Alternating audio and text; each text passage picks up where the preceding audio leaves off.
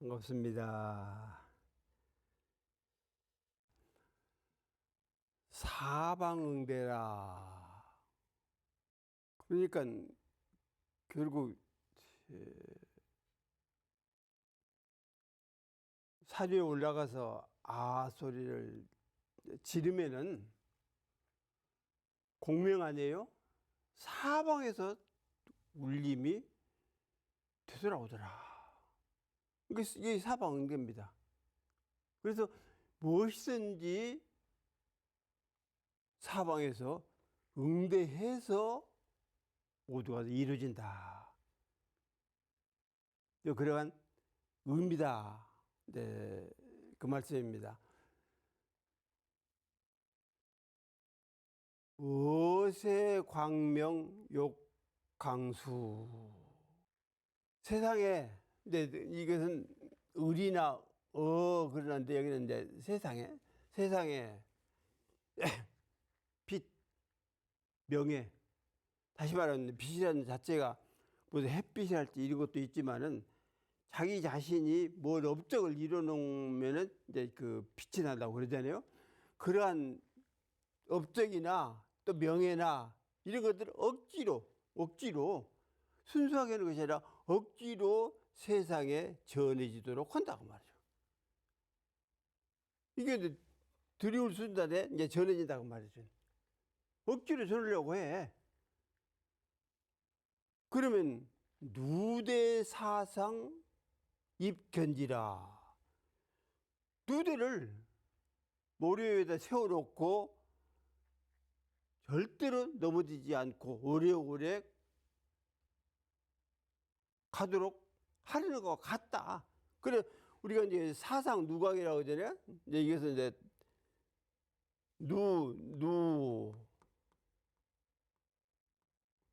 이제 머리 위에 누각을 세워놓고, 다시 말하면 누대를 머리 위에다 세워놓고 이거 절대 넘어지지 않냐고 오래 간다 이건.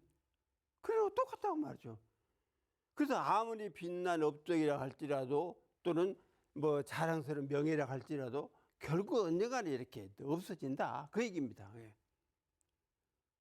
사상 누각, 누대 사상 머리 위에 누각 세워놓고 또 누대도 지어놨다 할지라도 10년, 20년, 100년, 1000년 가면은 결코 없어지잖아요. 이게 무너지고 또 만약에 지진이 나버리면 어쩝니까? 금방 다 소멸돼 버리잖아요. 그래서 견지하기는 사실 어렵다. 그런데 그렇게 하려고 한다고 말이에요. 세상 사람들이. 뭐 조그마한 뭐 하나 업적 이뤄놓고 조그마한 어떤 명예라도 있으면 그것을 붙잡고 절대로 이것은 나한테 있어야지 도망가면 안 된다. 그래서 별짓을 다 하다가 결국은 폭망하는 수가 많이 있더라. 자연염염 미중하니. 그래서 자연스럽게 생각마다 미혹한 중생을 위한다면, 그러니까 이런 광명이니 명예니 이런 것들을 바라지 아니하고 성자가 돼서 그 생각마다 생각이 이제 이거 뭡니까? 지금 이제금자 아니에요? 지금 생각이다 그 말이죠. 이게 지금 마음이 생각이다 그 말이지. 현재 내가 내는 그 마음 자체가 생각이다 말이에요. 그래서 자연스럽게 생각마다 미혹한 중생을 이으려고 그래. 어떤 방면으로지. 뭐 물질로도 그러고 정신적으로도 그러고 어떤 학문적으로도 그러고 뭐 이익을 이렇게 끼치는 방면도 그러고 이렇게 해서 자연스럽게 미혹한 중생 이렇게 이으려고 생각을 한다면 인류 사방 응대수라. 그래서 모든 인류가 사방에서 저절로 응대를 하면서 따르게 될 것이다. 그래서 정산용사께서 뭐라 하시냐? 군심종기,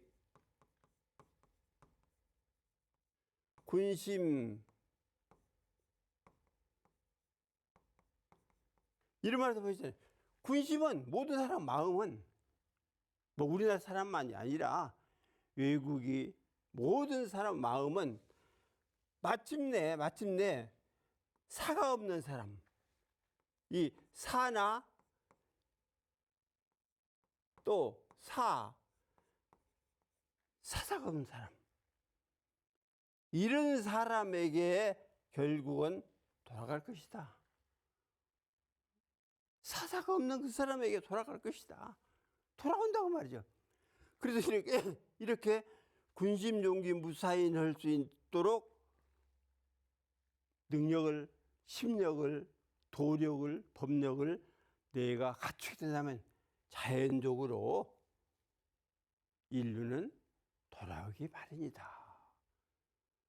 그래서 우리의 대종사님 법은 결국은 사방 동기예요. 사방에서 결국은 동기 함께 돌아올 것이다. 지금 뭐 교화가 안 되니 어찌 하지만은 사방 동기가 된다. 사방 응대가 된다. 그러니 우리들이 대종사님 법을 믿고 받들고 꾸준하게 이렇게 공부해 나간 다음에는 틀림없이 모든 인류가, 우주 만유가 다 머리를 숙이게 되기 마련이다.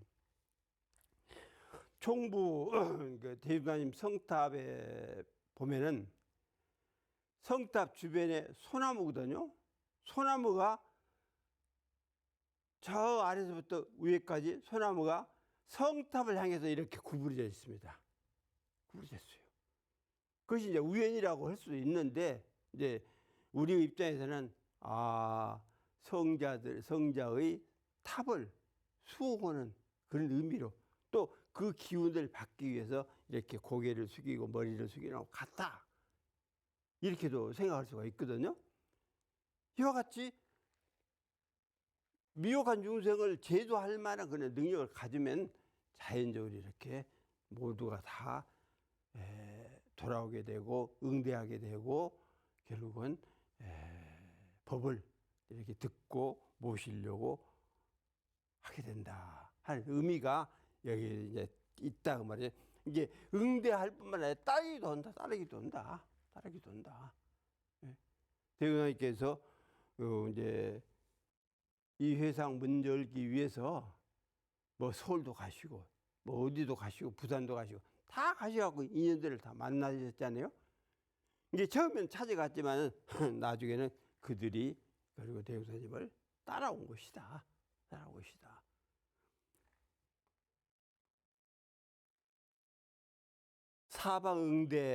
사방에서 응대한다 하는 식기를 한번 새겨볼게요. 세상에 빛나게 이름을 억지로 전하려 한다면, 억지로 전한다. 억지로 한다고 말이에요. 억지라는 얘기거든, 이게. 억지로 해. 순리적으로 하냐고. 억지로 전하려고 한다. 그러면 누대를 모래 위에 세워서 굳게 버티려 함일세.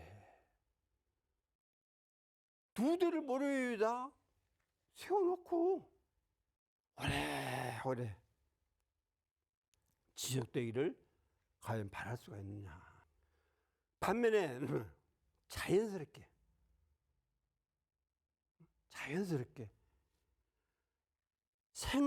생각마다 지금 현재 지금 이 자리 내가 마음 내는 그것마다 미혹한 중생을 이은다.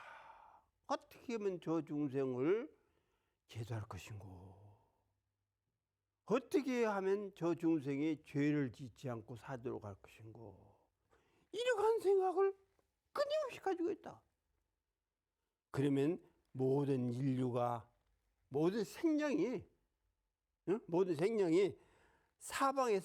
사방팔방에서 결국은 응대함과 동시에 직접 따른다고 말이죠. 그래서 공자님도 삼천 제자를 거느렸다 그러잖아요. 또 부처님도 1200대중 항상 함께 하셨다. 그리고 또한 우리 대종사님께서 계시는 곳마다 다 찾아와서 진리를 배우고 법을 듣고 다 했던 거다 말이죠. 그럴 수밖에 없어요. 지남철에 이 쇳가루 따라붙듯이 성자들에게 그러한 능력이 있기 때문에 그럴 수밖에 없다. 예? 그래서 사람들이 사방에 응대하면서 따르기까지 된다. 그런 의미입니다. 그래서 이걸 한번 읊조려 볼게요. 사방 응대. 어세 광명 욕강수 누대 사상 입견지라 자연 염려 위미중하면 인류 사방 응대수하리라. 세상에 빛나게 이름을 억지로 전하려 한다면 누대를 모래 위에 세워서 굳게 버티려 함일세. 자연스럽게 생각마다 내가 마음내는 그것마다 미혹한 용석을 이룬다. 그러면 모든 인류가 사방에서 응대함과 동시에 직접 따른다. 다음으로는 전무불생이라. 저는 큰 집이라 그런 뜻이거든요. 절의 대웅전. 뭐 집이 커서 그러기도 하지만은 항상 중앙에 부처님을 모신 대웅전이 있잖아요. 대웅전 중심으로 이제 뭐 산신령을 모시는 그러한 신령각인가 그것도 짓고 조사전도 짓고 그러잖아요. 대웅전에는 부처와 중생이 없다. 대웅전에 모셔놓은 그러게 불상이랄지 실질적으로 보면은 부처와 중생이 없다. 내가 그것에 대한 시를 쓴 겁니다. 웅전본래 무불세. 그러니까 대웅전에는 부처님을 모신 대웅전에는 본래부터 부처와 중생이 없었다. 그럼 부처님만 모셨는데 그러면 중생이 없다? 부처가 없으니까 중생도 없고 중생이 없으니까 부처도 없다. 그래서 대웅전에는 본래 부처가 없다. 그 상이지, 형상이지. 사문망주 물심쟁하라. 그렇기 때문에 절의 문으로 바쁘게 달려가가지고 찾으려고 다투지 말아라. 내가 먼저 가야 한다. 응? 내가 먼저 이 절문을 통해서 빨리 들어가서 부처님을 배워한다. 그러지 말으라고 말이죠. 대웅전에 자체에 부처가 없는데 어떻게 절문을 들어서서 부처님을 찾고 보겠다라고 다투면서 갈 수가 있느냐. 달려가면서 찾으려고 말해라.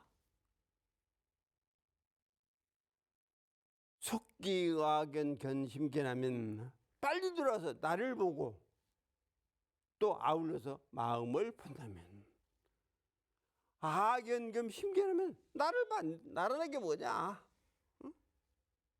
또 마음이라는 게 뭐냐 이렇게 보려고 한다면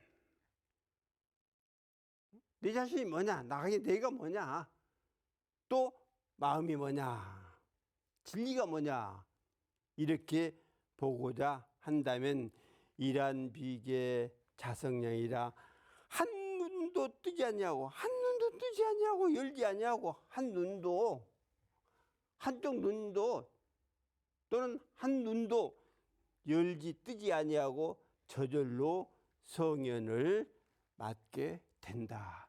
그러면 이 성현은 어떤 성현이야? 아성, 내성현, 내성품, 내성현, 자기 성현. 다시 말하면 심성, 마음 성현, 나의 성현, 내 성현, 내 마음의 성현을 내 스스로 내면에서 만나게 된다 그 말이에요. 그래서 공자 사당에 가지 말아라. 부처님 사당에 가지 말아라. 너 자신이 바로 공자의 사당이나 마찬가지고 부처님의 절이나 마찬가지다.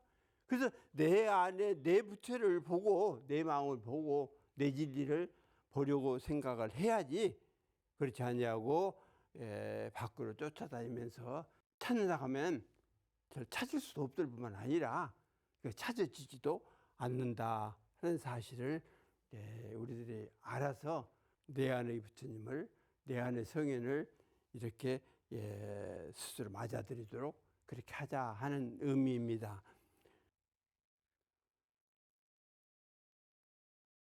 전무불생. 그러니까 이 생은 이제 중생을 이야기합니다.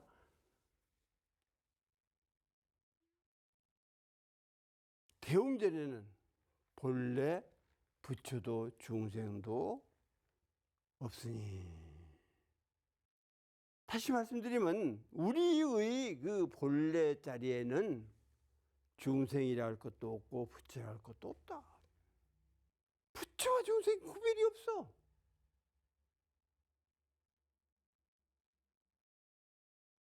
절의 문으로 바삐 달려가 찾기를 다투지 말아라. 절의 문을 그냥 박차고 내가 먼저 가서 부처님을 보겠다라고 그렇게 하지 말아라. 빨리 돌아와 나를 보고 아울러 마음을 본다면, 내 자식이 본래 자리를 보고 마음의 그런 자리를 본다면, 아까 말씀드린 대로 이체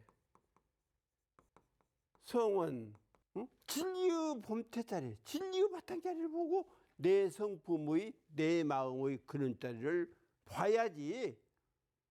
부처님 마음을 보려 하고 또 중생의 마음을 보려 하고 성자의 마음을 보려 하고 그건 남의 거예요.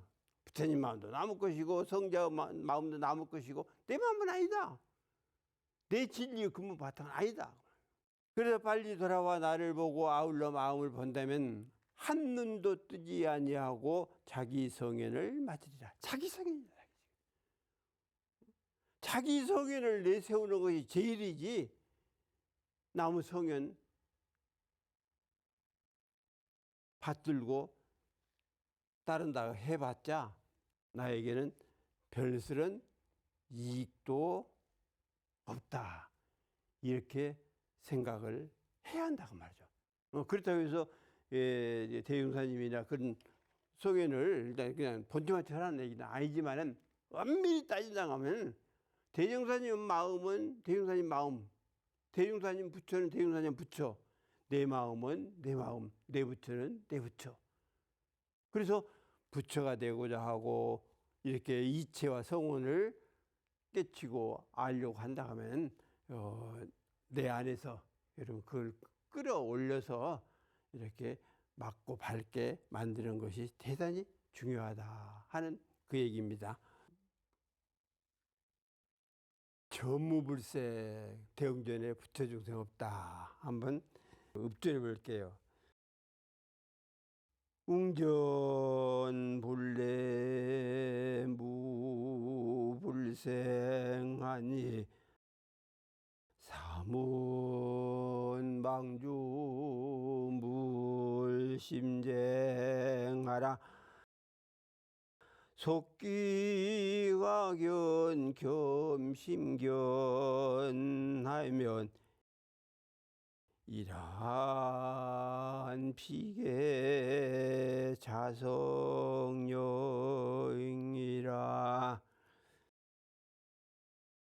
대웅전에는 본래 부처도 중생도 없으니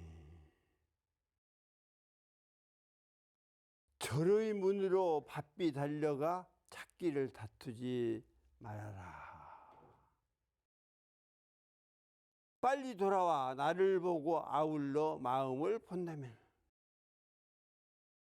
한눈도 뜨지 아니하고 자기 성현을 맞으리라. 우리가 종교 생활을 하는 게 별 이익이 없다 이렇게 이야기할 수도 있습니다. 그렇지만 영겁을 놓고 볼 때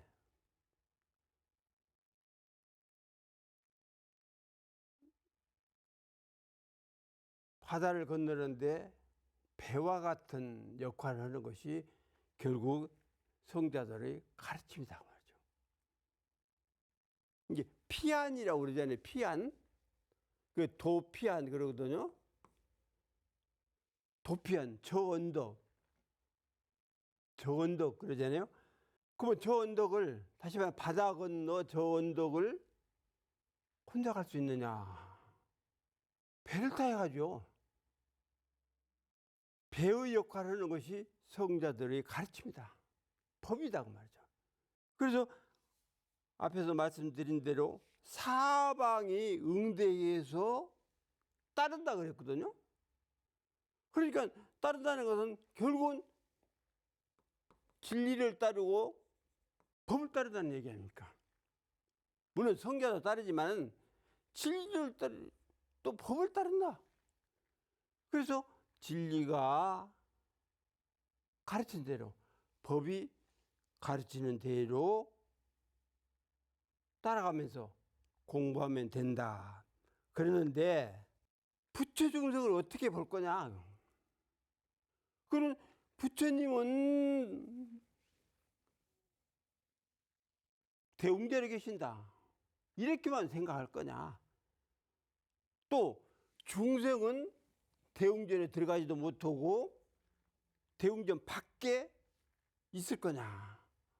이렇게 생각할 수가 있다고 말이야. 그러나 본래의 그 자리, 진리의 바탕자리, 최상자리 거기에서 본다 하면은 부처도 없었고 중생도 본래 없다. 그래서 무불무생이라고 그랬습니다. 경제에 다 나와 있는 얘기예요. 부처도 없고 중생도 없다. 그런데 내가 만들어 가지고 부처니 중생이니 그렇게 구분을 하고 있더라. 아니면 조금 진리에서 알고 조금 법을 공부했다는 사람들이 자칫 잘못하면 뭐 종파를 만들어 가지고 너희들은 중생이다. 나는 부처다. 이렇게 하고 있다. 그래서 중생과 부처가 본래 없다는 사실을 알아가지고 특히 악연 심계를 해라. 내가 누구냐? 내가 누구냐? 또 내 마음이 누구냐? 거기에는 진리도 법도 다 들어가 있죠. 법이 무엇이냐? 진리가 무엇이냐? 내가 누구냐? 내 마음이 누구냐? 그것을 안으로 바라본다 하면 해광 반조를 한다 하면 반조죠. 반조를 한다 하면 해답은 결국 나에게 있다. 절대로 부처 중생 구분하는 저 세계에 있는 것이 아니라 내 안에 부처도 중생도 없는 그러한 청정무예한 자리가 있기 때문에 그 자리를 잘 이렇게 갖춰서 내 것으로 삼는 것이 부처 중생이 없는 그러한 본래의 부처 자리를 알게 된다 하는 말씀을 드리면서 마치겠습니다.